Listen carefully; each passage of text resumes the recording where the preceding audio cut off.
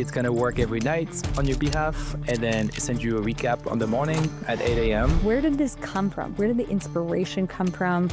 And to this point now, we're sitting at over 10 million in ARR. I mean, inspiration came from like a decade of building, to be honest. Like I think it's like the collective sum of all my experiences. Polsia is an AI that builds and runs companies autonomously. You give it an idea and it will go about building the product, fixing the bugs, making market research. You can tweet, you can set up a company email and many more things, you know. Hit 10 million in run rate with one employee, yourself. Yeah.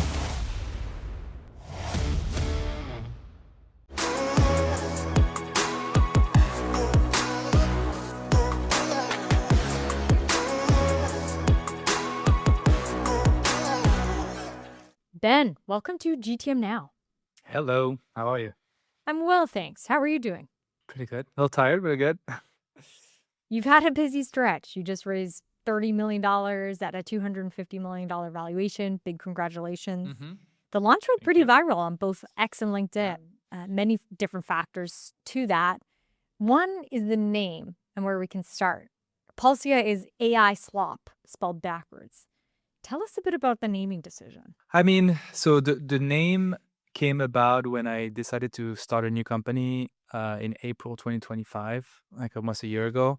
And I wanted to go all in on AI and like build with AI and build. And I at the time I have an idea for like the first product was like an app that would build apps. And since then there's a bunch of other apps like that on the App Store, but that was the initial concept. But I knew that that product wouldn't be the end all be all. And when my lawyer asked me, hey, you need like to come up with a name for the C Corp, right? For the Delaware C Corp. I was on my couch at like 10 p.m. at Paris, and I was like, well, what about Polsia? Like AI slap backwards. Like that sounds, it doesn't really matter the name of the C Corp, but I was like, whatever. That's the name. But then then my investors would like keep on referencing the company as Polsia. And I was like, no, like Polsia is just the C Corp name. Like, like sometimes it doesn't really matter that name. My product is blanks. That's the product I sell. Fast forward, after building like 5 different SaaS during 2025 that were not really working, that product blanks didn't really take off. I was like, you know what? I'm going to build this company OS, right? This OS that builds companies for me so that I can build many and then actually it's a really good idea. And I think the consumers would love it. And so I think I should build this as a consumer product. And I was like, how should I name it? And I was like, you know what? That C Corp is called Polsia. It's actually a name I could get a .com for. And it's a pretty good name, actually. And so I looked for the .com and I got it for $1,000. So I was like, you know what? It's a sign. Because $1,000 for a $6 .com is actually pretty cool, pretty cheap. So that's how it came about. There was no like a grandiose plan and anything. I think that it just felt right, and I think all of Polsia, the way I built Polsia, the design, the UI, the gamified UI, the vibes, the Polsia's personality, like everything came to me naturally and it just felt right. And I stopped caring about how people would think about how it looked or what the name was or like what it did. I just thought that like it's something I wanted to use myself and I thought that like people would want to use.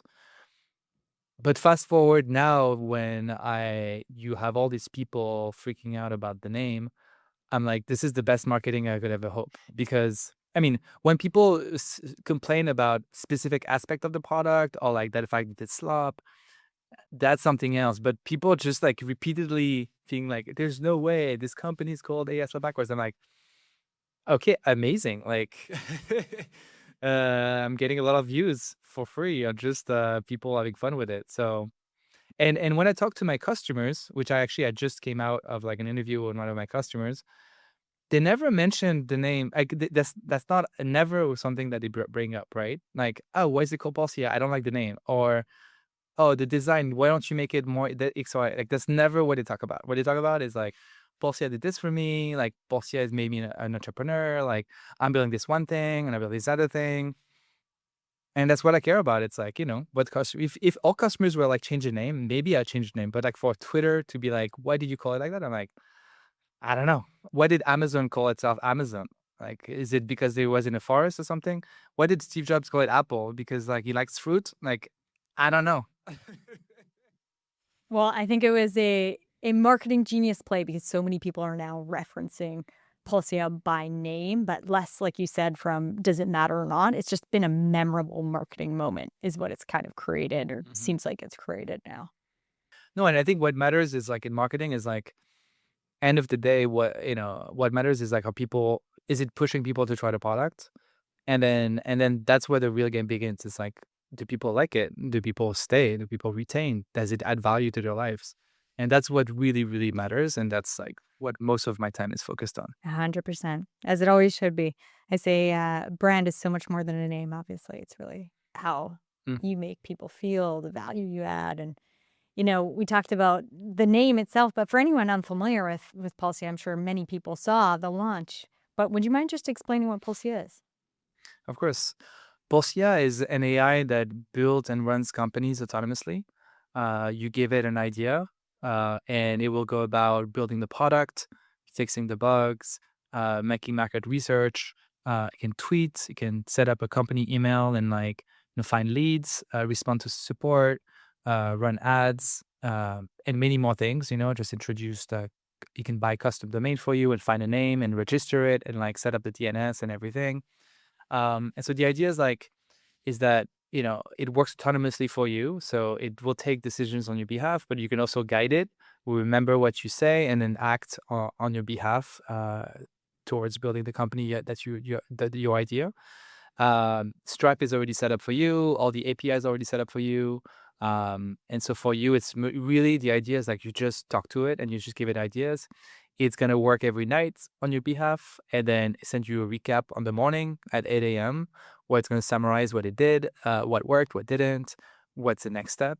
And then you can reply via email or to the dashboard. So it's a very simple loop where you get an AI employee, an AI team, an AI co-founder, however you want to call it, and it's gonna build for you as a human would. Like if you hire an employee, like it's gonna work. When you don't tell it anything, it might continue working, right? But if you go to it and micromanage it, then it will listen to you. And if you say, "I trust you, work on this mission," the employee will try their best. And so that's sort of like the way Polsia behaves. It's not perfect yet. It's like it has limitations. It doesn't have all the tools yet. But the idea is over time to give Polsia more skills, more tools, more ways to act on the behalf of the user, so that any idea you have can be created. Whether it's like creating a new business, whether it's just trying out ideas, whether it's like a personal project, whether it's like having it help you on an existing business, which a lot of users are doing. um, it can do all of it. I love it. One of my favorite, or I guess favorite quotes in that we want to disprove it is the best ideas and most ideas live in the graveyard. And it feels like Pulsia is really Mhm, positioned to actually stop that happening and just mhm. democratizing access to people building. Now, for anyone wondering, there's so much noise around AI right now and so much opportunity for people to build. Why Pulsia versus any other area that they could be building on for someone sitting here with an idea? Yeah, I mean, it's just interesting, like, I think Polsia at its very core is no different than a Claude, GPT, a Claude Code, Codex, and every other tool that exists, in the sense that, like, it's powered by an AI that, like, can act and can do things, right? Where it really differs is two main things, right? Number one, it's already setting up all the infrastructure and environment for you. So it's already picking like a hosting solution, picking where the code is going to be hosted. It picks the database provider. It picks like it sets up an email provider. It sets up a Stripe account, right? So all this stuff that you would have to manually set up if you would start a new business, Polsia does it for you automatically, and it doesn't ask you. If you ask Claude, okay, I want to host my website, it's gonna say, well, you can use Vercel, you can use Heroku, you can use AWS. For most people, like, I don't care. I just want it to be online, right? And so Polsia just puts it online and doesn't really ask you where. It doesn't really matter. It's included in the subscription, right? Number two, the big difference is that it's autonomous, meaning it will work every day as long as you pay it. Uh, it will work every day on your idea and never gives up. And so that's a big difference because if you go to like let's say a Claude, it only works if you prompt it, Right. right? So that you had this whole prompt engineering thing, and so what does that mean is that like I think a lot of people that I talk to that use Polsia, they've tried the AI before, they've tried other products, but then they tried it and then they kind of gave up because you get really excited for a few days and then you're like, and then you hit a bug or like you hit a frustration and then you give up. And I think that Polsia, it's not gonna give up on you. Like, it's actually given an idea, it will continue on your idea as long as you decide to keep it running. And I think that's a big difference because then Polsia prompts itself, right? So if you tell it, "Hey, work on this idea," and and you sort of like forget about it for a weekend because you're just taking some time off, it's gonna work on Friday, on Saturday, and on Sunday. And when you come on Monday, it's like, well, in the past 3 days, I did this, this, and this. So it prompted itself to be like, okay, well, where are we at? Okay, so I guess the website is still not done. So like, let's continue building. What does it need left? Like, well, I remember my owner said that he wanted those features. So you know what? Let me build them. Okay, and then it's the next day. Well, he hasn't responded to me, so let me do some SEO setup so that like the website is SEO ready, right? So and the user doesn't have to ask for that because Polsia is optimized to just make it to achieve the goal of the user. And so if it's like, oh, I want to build a company and get customers, then it will set up everything for that. But if it's like, if in the future it's like, oh, I just want to build this little personal project for myself, then it might not need to like do SEO or anything. It's just about building the tool and maybe researching what are the best ways to make that tool better, or maybe in the future could design it, do different versions of design. And so that's the main difference is that it's autonomous. And by the way, autonomy is extremely expensive. That's also why other companies are not fully going in because it's expensive and it's scary. It's expensive because agents are expensive. Like they need to run for sometimes 5 minutes, 10 minutes, 20 minutes, and just every turn they cost Yeah, money. And definitely. number two, they can be scary because they take decisions.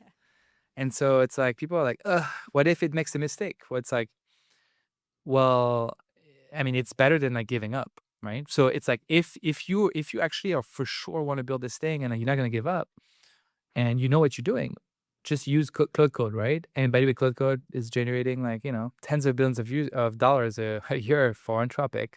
So clearly, people love it, and I use it also. But there's some people that are like, I don't want to be in a terminal, like I don't even know where to start, like and also, like, I don't have time, and then, well, Polsia it just works for you. Yeah. It's fine. You don't have to worry about it. It's just gonna work for you. Does it do a better job than cloud code? It's not necessarily a better job. It just does it just Yeah. works. It will figure it out. It will try, right? Which is hugely important for, it sounds like, your ICP, which is, at least at the moment, a little bit more on the solopreneur side. Someone who's got an Yeah. idea, who wants to launch it. And I mean, you've got over 8,600 companies active on Polsia already. So what are some examples of Yeah. companies, if you wouldn't mind sharing some ideas that are out there that people Yeah, I are mean I was just, like, meeting with a customer. He has, like a voice AI product he's building, right? Where it's like you can call, with a phone number, and then, like, it's like an AI sort of receptionist he's building. I have like other customers that are building. There's a lot of AI SaaS products that are being built, and especially the one generating money. Whenever I look, it's often like AI Yeah. SaaS products, like AI ads or AI for this, AI for that. Um, I also have customers. Like one of a big customer. When I say big customers, customers that's been in the platform for a while, and they really have power users. He's using it for his existing business. So actually, he's managing. A network of it's a marketplace between people who need laundry services and laundry providers. And he was using a third party SaaS for that. That was costing him like $200 a month or something. And so he was like, well, he told Polsia, can you just rebuild it for me? And Polsia just rebuilt that solution for him. And then now he can add the features and make it perfect. He actually connected his own Stripe account because he didn't want to pay the fee of that today I'm charging, which I think I'm going to drop actually. And yeah, he's running his business on Polsia. So it's like there's all these different ideas. It's also people running personal projects. So it's pretty varied. It's very varied actually. Very cool. Super exciting. And I mean, you mentioned pricing. So why don't we dig into the pricing? Curious how that fits in because it's quite a unique model. I believe $49 a month base, plus there's about a 20% revenue share, which is quite different than a typical SaaS pricing model. It's almost similar to more of like Yeah. an IC stake in companies where Yeah. you're a true partner in their building. So talk us through the pricing Yeah. model and how you kind of landed on that. And it sounds like you're iterating upon it too. I mean, it's very interesting because it's like, so where I landed on Yeah. 49 was because AI is so expensive. So when I was building Polsia at the time, I landed on like it was between $1 and $1.50 per task, right? So I was like, okay, I think I can bring it to $1. And so every night it has one task. That's $30 of AI costs. Plus, like I giving them a web server for like $5 to $10 with database that costs me every month. Plus, I give them some API keys because if they use OpenAI or like voice models, it should be embedded so they don't have to think about it. So I was like, okay, I can arrive at $50. So like, let me charge $50 and make money when they make money. So that's the 20%, right? So I thought that was like a pretty fair thing. It's like you pay for, I sort of break even, and I think over time AI cost gonna go down, and I can like make some margin there, but then I'll make money on 20%. So that's sort of like the way I thought about it. And then if you want the AI to do more tasks during the day, you can buy tasks, and it's around like $1 to $2 per task, which cost me $1 to $2. And like again, thinking over time, I can lower cost. Actually, the opposite happened where like cost went up, like the cost per task went up because for example, like engineering agents working on vibe coded websites and the code bases of customers getting bigger and bigger, like it had to spend more and more time trying to fix bugs or figure out things up. And cost was sometimes $20, $30 of costs because then it would go to like Opus, like the best AI models to try to fix the bug. And like, so the long story short is that it actually, even at $50, it's not enough to cover the costs. So I actually started working with I'm working with like different companies that are all building infrastructure for agents in different ways. And one of the companies I work with, Sapium, they sort of like I'm exclusively using them for a lot of like the APIs and the things. I'm one of their biggest customer. In exchange, they sort of build solutions for my problems because my problem is going to be everyone's problems when everyone builds those systems. And so one of the things we did together is like what they built is actually renting GPUs and doing our own AI models so that we get way cheaper price. So that I could be, but then the price was like 100x less, which is crazy. And when I realized that, I was like, whoa, wait a second. So now it's 100. So now I was breaking even or losing money, but now I'm like, it's a much cheaper cost for me. But then I was like, well, if my mission, and then when I meet customers that pay the $50 a month, they just love it so much. They're like, I had this idea in my head, and now I'm an entrepreneur, and now I'm building, and like, I have my other job, but like I'm building, and I can build different ideas. And obviously, I've been an entrepreneur for a decade. And when I see someone becoming an entrepreneur, there's this connection, and I'm like, yeah, I mean, now you understand. Now you're a builder. It doesn't mean that your first company is going to be successful, but now you're a builder and you're empowered. And and I was like, I need to give that feeling to more people, right? Because my mission is to empower the 99%, like 1 billion people. I mean, this is a big goal, but like this is the idea of it. And I was like, well, I'm not gonna get to 1 billion people if I charge $50 a month because that's actually a lot. It's kind of scary.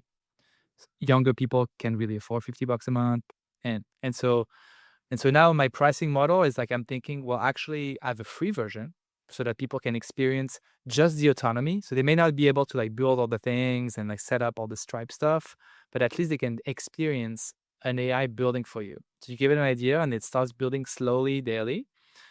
And then change the pricing where like, if you actually spend $50, maybe you can try 5 different companies. So there's less pressure for one idea to work and be like, well, I paid $50, I created one idea, didn't make money. It's like, just give it a few ideas, just A/B test, start seeing what sticks, right? Because this is also what Polsia empowers, that like you can give it a 5 ideas and it can build an MVP of all, and you can be like, well, this actually feels the best, right? I like that one the most. And on the 20%, it's interesting because like, you know, I'm thinking like if, obviously that was my way of making money, but then I'm like, okay, now that like I'm paying way less on AI, I could actually make a profit on compute, Yeah. right? So I could see a world where now I can make money on compute. And I'm like, do I really want to take 20% of someone's business? It sounds aggressive. And also, for example, the customer who's running his business on Polsia, he used his own Stripe key because he was like, I can't pay 20%. Like, Right. that's too much of my business. I don't have enough margin for that. And I was like, yeah, use your own Stripe key. It's fine. Like, just ask Polsia, I'll connect you on. But I'm like, I kind of want to be like Shopify, like charge like 3% or whatever, and just be more friendly. And then maybe charge 20% in exchange for an investment. So now it'd be like, because I was just talking to a customer earlier and I was like, he loved the product and he was hustling and he told me he tried to build the same idea like 3 years ago and he paid $10,000 to an agency and now he's rebuilding it and like, it opens his mind and now it finally worked and he was so impressed and now he's like thinking about all those ideas. And I'm like, well, Polsia could identify this user because they could see that like he's talking a lot, his product works, he got a first customer, whatever milestone, and talk to the customer and say, hey, I'll give you 1,000 credits or whatever. Like I give you an investment in like compute. In exchange, now I take 20% of your business. That's the deal, or 10% or whatever, right? So I take that cut in exchange for actually I give you a lot of compute for you to really start building, Yeah. right? And I think that would be, instead of taking it by default, I would take it in exchange for the users agreeing to take an investment. Because that user was telling me he tried to raise money, like he had friends, and he's like, the VC said, well, you need a technical co-founder. And he was like, huh. So he doesn't have access to the capital markets like I do, Yeah. right? So for him, he has to hustle on his own. And I was like, well, it was very inspiring to talk to users like that and be like, well, yeah, I mean, actually the opposite. Like, let me invest. Like, I want to invest in him, but through credits, right? Because I want him to use Polsia and like become a power user, become an ambassador, So, Yeah. but it's all evolving, It's like you also learn from users, right? It's like you have this idea in your head, you put it out there, and then you talk to customers and you're like, you know what? Maybe I'll tweak it. Maybe I'll make it, different. Yeah, yeah, exactly, exactly, especially in the early days, and, I mean, it's such an interesting angle because it almost sounds like a wedge that you're using for angel investing and access to then trade off with compute, but compute does sound like it's your biggest kind of variable cost, and almost biggest strategic dependency. Are you seeing, even with these partnerships with infrastructure companies, like, are you seeing a path forward where you're able to stay profitable or be in like a net positive zone while paying for all this compute? Because compute is, as we know, quite costly. Compute is like the new currency. Like it's the new electricity. I mean, it's actually straight up electricity Yeah, yeah. at this point. Um, I think what I realized is it's interesting that like when I launched Polsia in December 2025 was the same month that Opus 4.5 came out. And when Opus 4.5 came out, I, like many others in the industry, were like, whoa, something changed. Like the model is there was a step function in the model's ability to reason extremely well on whatever you were saying, its ability to use tools so fluently, and just like being able to like not hallucinate and just like stay the course. And so that's really a model that empowered, to me that model is AGI, to be honest. Like whatever definition we have, because AGI is like this concept of like it's like an intelligence that's broad, that I can do anything. And if you think about Opus 4.5, it can think about anything, it can reason about any concept you give it really well, and it can also use any tools. So it can actually act on anything, right? You can give it any tool, any MCP, and it will figure it out. But fast forward 3-4 months, open source is always trailing 3 to 6 months. But now 3 to 6 months open source is as good as 4.5. So open source to me is AGI, and SOTA, like the 4.7 and GPT 5.5, they are AGI 1.2, 1.3, right? So it's like if you think about like what GPT 5.5 like solved like a math theorem that like was unsolved for like 50 years. Entropic mythos or whatever it's called, like broke like is used by the NSA to like figure out leaks in like security holes in like open source software. It's like my customers don't need that. They just want to create a little bit. They just have an idea in their head and they want to create. They want to they want to create maybe a community, whatever they want to build, they don't need AGI 2.5, but they do need AGI 1.0, which is something that can actually execute and as well as a human. And so a month ago, if you have asked me, I'd be like, yeah, it's tough to make money. It's gonna be tough. Like I need to do 20%. I need to make sure. But now I'm like, you know what? Now with those open source models, and that I can tweak to make it my own model, I can actually fine tune Polsia and make it a Polsia model, right? That like has the Polsia personality and can be very efficient at like doing what Polsia needs to do.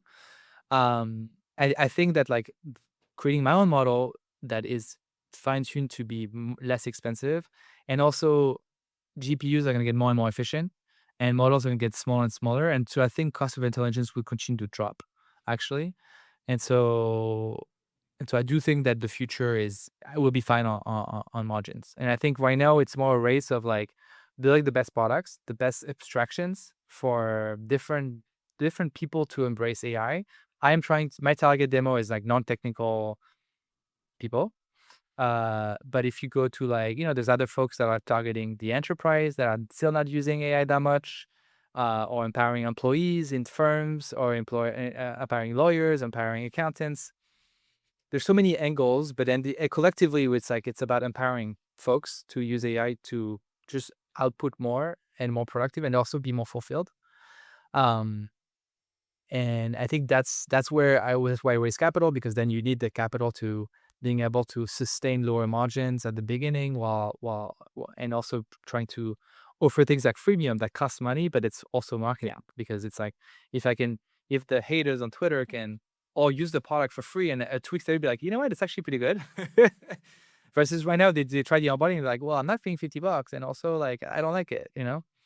So they can't really try the product until you experience it, and you get the vibe of like, okay, well, that AI is actually, it's pretty cool. Yeah. It's pretty cool that it worked. Continue working on my idea when it was just, Yeah. I mean, everything you've shared, it's a pretty radical view, Ben. And you're really betting on the price of compute and AI coming down in this kind of radical new world. If you're right, what does Mhm. the new world look like? What does the future look like? I think that what I'm betting on is, if you have a society where people can find jobs and then they depend on welfare, or like some new welfare that like is much higher because some folks are paying some, government figures out a way to tax like those conglomerate that are milking the economy or running the economy. Um, that's not great. That's not a great outcome, because, people need to have purpose. People need to feel that they contribute. But I think that as long as humans sell to humans, humans know what other humans want. Today, and by the way, in the future, humans will want different things, because maybe there'll be more offline experiences. People will want different things. Maybe the internet will become the dead internet, where like there's only AI, so people won't go on the internet anymore, and they'll find other places to go, or to hang out, and to do things, and to feel fulfilled. But what will always be true is that you'll need builders that build those new things that entertain others, or save people's time, or provide them value. And I think that like if you have a collective society that's educated, that like, because what happens when you build a business is that you become educated on a lot of things, because you become educated on engineering, into marketing, into finance, into operations, into support.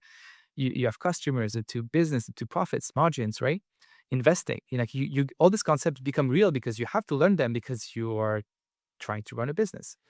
And I think if collectively your societies are like, well, everyone gets educated in business, then you get a much more, you level the playing field in a way, and then you create a new economy where like actually people can sell to each other, right? You could see Polsia as an economy, not just a tool, right? Where people can buy and sell businesses, people can like buy and sell services inside of Polsia. I could see a world where like someone is like, well, I want to build an offline thing. Actually, I want to build a bakery, right? It would be extremely hard for someone to. It's so much work. You have to find a space. You have to do this, and that. Versus AI, it could be like, well, you know what? Like, let me figure out for you. Like, let me figure out like an affordable way to do it. Oh, let me hire staff for you. Let me, because AI could just find the staff, hire them, manage them, pay them, fire them if they don't do a good job, promote them if they do a good job, give them a rating. There's a way that AI could actually employ more people because, if you told me today, like I'd love to open a restaurant, but like I know it's not the best investment, but it's the most gratifying thing. But never in the world I would spend the time to deal with all the ops logistics.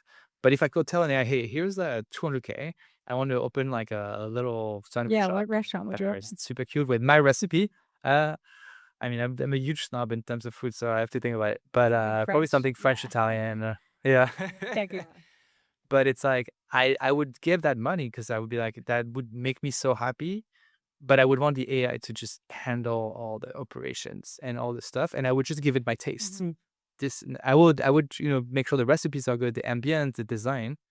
But the way, like the fact that we need to hire someone to clean, someone to cook, someone to open and close the shop, someone we had to pay the rent and you know figure out the accounting, figure out the taxes, the LLC. Like I don't want to deal with that, right?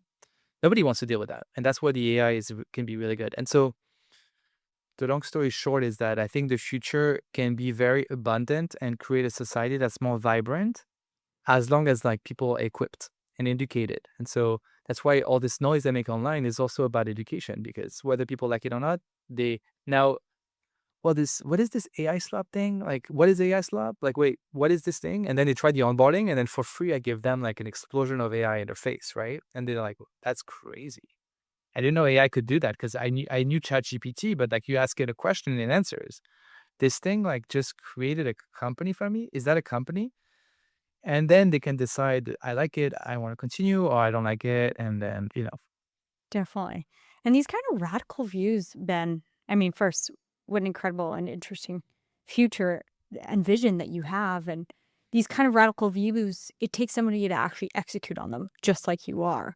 Where did this come from? Mhm. Where did the inspiration come from? And to this point now, where you're sitting at over 10 million in ARR. I mean, inspiration came from like a decade of building. To be honest, like it's not. It's I think it's like the collective sum of all my experiences. Um, I think Polsia is the way Polsia talks is the way I talk and the way I see entrepreneurship. Like the prompt is like really about the way I see. So it's like it's a part of me.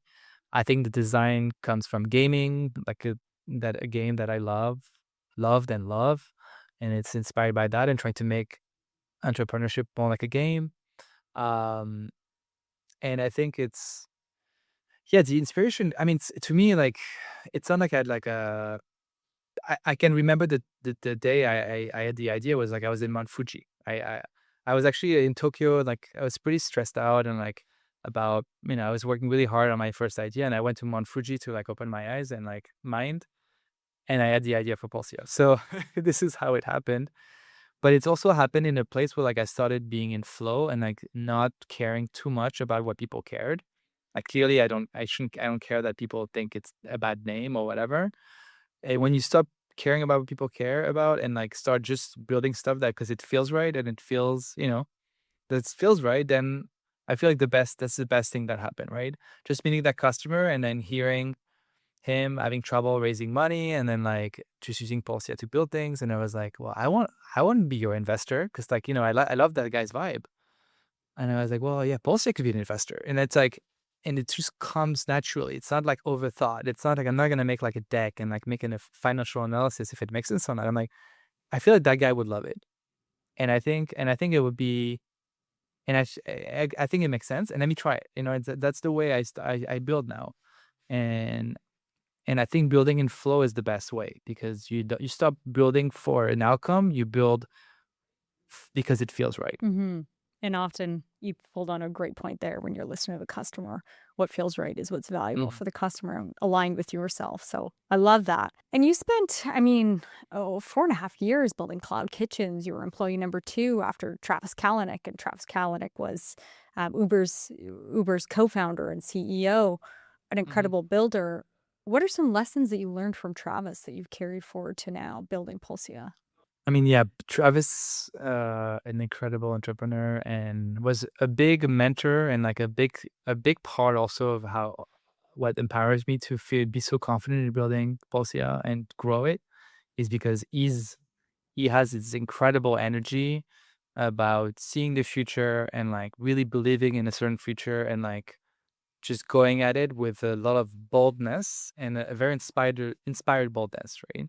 And so I think some of the lessons from working for him, I think first of all, when I started building like this business line that I built under him at Cloud Kitchens called Future Foods, which was like helping restaurants actually launch virtual brands, multiple brands online to help them bring more business to their kitchen, to their restaurant, which was really helping them during COVID. That was a very successful I bet. business because people were like struggling to get any money in, and so products like mine would really help them.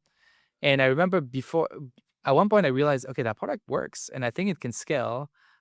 And I asked Travis, like, hey, can I hire a salesperson to help me sell that product to more restaurants? And he was like, Ben, you don't want to scale a product that doesn't work. Trust me. You're the salesperson. You go close 10 customers and then come back to me when you've closed 10. And then if you close 10, we can discuss. So a week later, I closed the 10 and then I came back to me. I was like, okay, cool. All right. Now you can hire one salesperson. And I think that like that scrappiness and then like that humbleness of like not trying to scale something before you're convinced that there's a customer really wants it. I think that was one valuable lesson. I think the second valuable lesson is like, champions hard, what he calls champions hard, which is like when you get punched down, you get back up. Like if you get back up every single time you get punched in the face and or you get pushed, in the ground, you get back up, you're unstoppable. And so it's like that resilience, like for example, right now on Twitter, people are hating and this and like that resilience you build of like, I'm gonna take the part that they say that I think they're correct, but the rest I'm gonna just ignore. And I'm not gonna be I'm only caring about any customers who's talking or like the people that have a point that really, um and I think that resilience is important to not be affected by the world, just be affected by the customer and then also what's right. Because the consensus can have a moral compass that can help you guide you through ambiguity, right? Because for example, Travis, when he was hit by the surge pricing, there's the logic and then there's the ambiguity of like how does it feel and what's right and how to present it, or the tipping, no tips. And people are like, well, you need to tip. It's like end of the day you're selling to humans, so like make sure that like it's accepted by the human society, right? Or it's in it, you don't want to be completely like sort of like Right. countercurrents. You got to speak their language. But yeah. But yeah, so those are some of the lessons. And I think now in this phase of Polsia, it's like it's about dreaming big while staying humble. Like while still looking at your step and taking one step at a time, but also dreaming big, which obviously looking at Travis work for 5 years, or clearly like you like, okay, well, I guess it's possible to dream big. You have to be smart about it, but it's possible. And just I think it's the first step to think it's possible to then being able to actually accomplish it. The first step is believing, Yeah. right? Um, and I think in parts that's what Polsia is trying to do in this first phase. It's like showing everyday people that like, no, you can be like the guy at Silicon Valley that building a startup. Like you can be that. Now, are you going to be successful? A lot of them are not successful in Silicon Valley.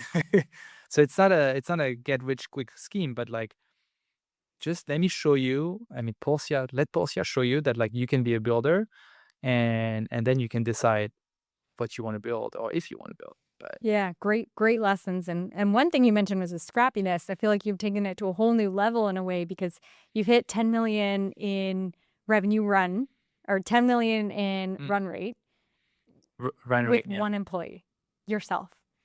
So yeah. why build just yourself? Because you've talked about, thinking about pricing strategy, you've talked about taking customer calls. It's a lot. You've got investors now. Yeah. Why not hire a couple engineers or anyone else? So first of all, like I'm working with 4 different companies that are building in the agentic space, and they have engineers and they are building their own platforms, right? That I'm using, and so I have a proxy where like I'm working with them. We have a commercial agreement where like I bring them traffic on a specific slice of like the economy, the agentic economy, and in exchange they sort of like provide engineers that are building solutions for me that I plug into Polsia. So that's sort of like a little hack to have help as I build, right? And obviously, when you become a big customer, like people are really willing to to work with you and help you build because you're a big customer. And so I'm a big customer on behalf of my customers, right? Which, the more, so I think that's one thing where like, but of course, sometimes I'm thinking like, if I had my own engineers that like were working just on Polsia, maybe this and that would happen faster. And like, maybe if I had like a head of this and a head of that. And honestly, I'm thinking about it every day. Should I break the rule and like hire a full-time team?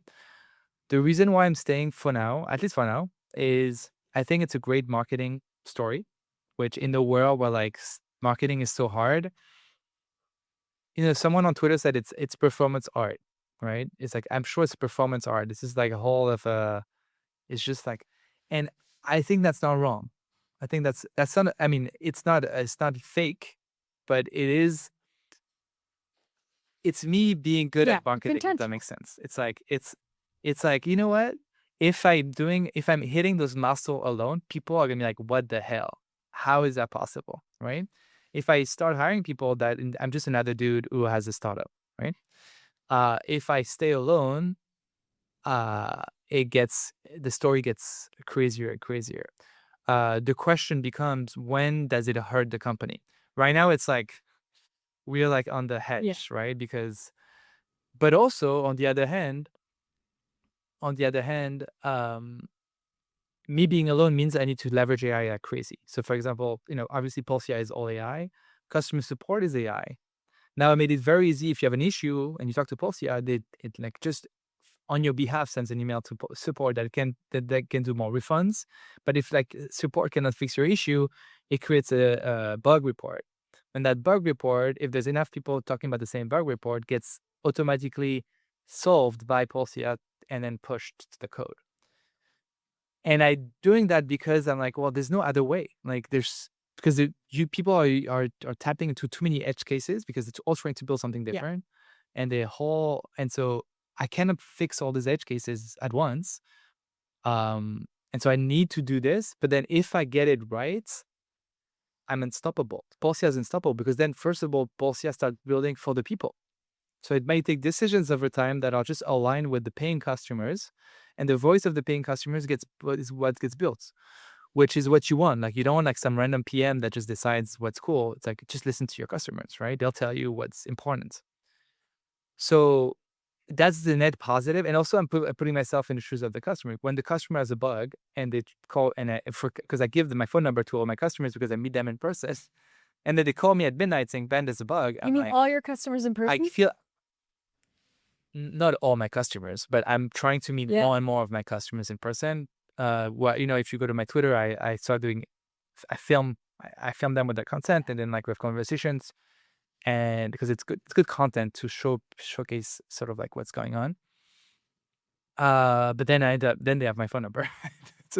And I tell them, if you have any issues anytime, just call me, because my email, I may have trouble seeing it, but if you text me, I'll see it. So now, once you don't have to say it twice. Yeah. Yeah. Totally. Then they will text you every single time there's an issue. So then I feel the pain with them because I'm like, okay, I had this podcast, but then I also need to go fix a bug. So yeah, it's a fun journey, Yeah. but we'll see how the flow Well, goes. excited to see how you continue to build it, and take us inside your marketing mind a little bit. You've manufactured some incredible moments intentionally. They are very true and authentic, but you've really been intentional about how you've done it. One of that was your fundraise process. Another, you've got the live website, which actually shows people building. Let's first talk about email, because I've talked to Polsia via email, for example. Polsia handles and can resolve most emails, but how much of your emails actually get handled by Polsia versus when you have to step in? So Polsia responds to all my emails, and then it doesn't really. I mean, for my personal for support, if you go to support@polsia.com, then it can actually resolve anything related to customers of Polsia, right? Refunds, add more credits, fix bugs.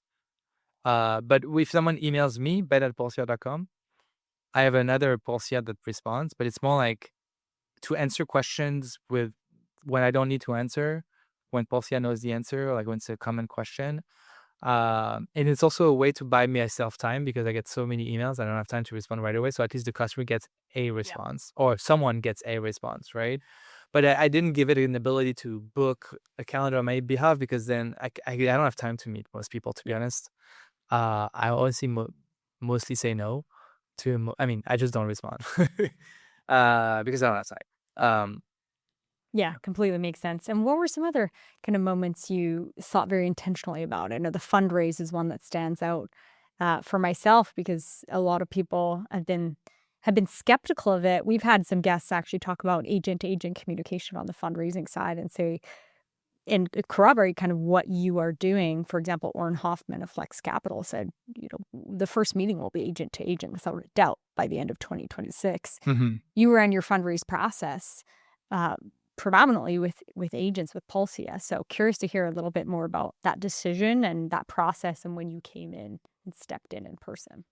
I mean, yeah, first of all, when I realized that Polsia was working before, before I even moved to SF, and I could see that people really engaged, people loved it. All my friends started to use it, which was really rare for products like that. And people were like, I really love it. Like I'm building this thing and building that Yeah. thing, right? I was like, okay. And what had happened like in 2025 is that like I built this app that makes apps, like the Blanks app. And there's a competitor, someone who built the same thing called Wabi, and they raised, like, so much money. They raised, like, I don't know, like, $100 million, something, like, crazy amount of money. And then I was thinking to myself, like, "Dude, you build the same thing, but then you stayed in your cave or, like, traveling alone, and then you never really gave it a chance." Um, which means that, like, if they are successful, you're gonna be like, "Oh, I should have went to SF, raised more capital, be more bold." So then when I built Polsia and I was like, "Okay, I really feel like this is a good idea this time, actually, this retention's much better." I was like, "I don't wanna repeat the Wabi incidents where, like, they raised so much and then I didn't raise any," and then, like so then I was like, "Let me move to SF and I think I may need to raise capital, but also I need to market the product." And I was like, "Well, if I wanna market the product, I think since Polsia is claim is to do so much, to run a company, which is crazy, what better way to for the marketing to be about AI doing crazy stuff that usually are only reserved for humans?" And so the first marketing, I was like, well, if I make AI raise my round, that would turn heads. Um, and then actually at the time I already, because I raised a pre-seed, I raised $1 million pre-seed in the summer that I haven't really spent because I was just Yeah. alone. So I still had $1 million in the bank account. And so I was like, I don't really need it. I need to raise desperately.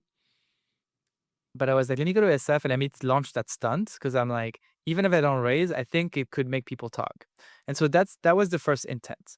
Um, and what ended up happening is, yeah, so I said I plugged Polsia on my email address and I was like, you respond to every email. Um, we built together the live dashboards, which is supposed to be the data room for investors to be able to like see the data. Because investors are like, hey, show me your data room, show me your data, show me your retention. And so there was this live dashboard, and then like that showed the actual numbers, number of customers, number of like the stats, and then the chat where you can ask it questions, and it answers questions about retention, about this and that.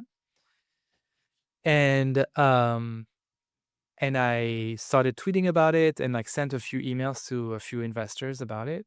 And then yeah, people started like emailing me because investors, it's their job to just email founders. And so Polsia started having conversations with all of them. And the more this was happening, the more people started talking about it, the more that live dashboard curve was going up. And so I kept tweeting about it. And there was like a self-fulfilling prophecy because the more I tweeted about it, the more the numbers went up, the more people were emailing me about investing, the more like and Polsia was telling them that it was raising at $1 billion valuation. And so people were freaking out and telling other people. And so it was a really great marketing moment. And there was so many investors emailing that like I couldn't respond to any of them. So I made a few in person. Uh, but while I was doing so, I was getting a flood of emails. And yeah, and then I think people were getting convinced at that point. They were just like, okay, like we're interested, right? And so then, of course, I had to. Then I answered to a few of them and saying, okay, let's meet in person. And then the deal went pretty fast because the company was so hot that like people were like, they just wanted to invest. So it's like after meeting in person, they were like, and also it's like it was mostly investors that like knew my investors. So like there was like, there was this, it was this sort of like, because at the end of the day, investors are human, so they also need some validation about background, and they made some background checks on me and stuff like that. So Yeah, love it. Well, I think it's a masterclass in building distribution early and building it in such a powerful way and getting a conversation and talk about you early. What we see is a lot of the time now, distribution isn't an afterthought to product market fit. It's really how you get to product market fit and how you maintain it now, since it is more of an ongoing state rather than an end state. And so you really built distribution out the gate, which is what we're seeing now in the market of what needs to happen is building distribution, focusing on your go-to-market. Even if it's one person, distribution is your go-to-market earlier and earlier. So very excited for you in the journey ahead. Thank you. Appreciate all the time, Ben. This has been fantastic. Thank you, and good luck with this next state and journey ahead. Thank you so much.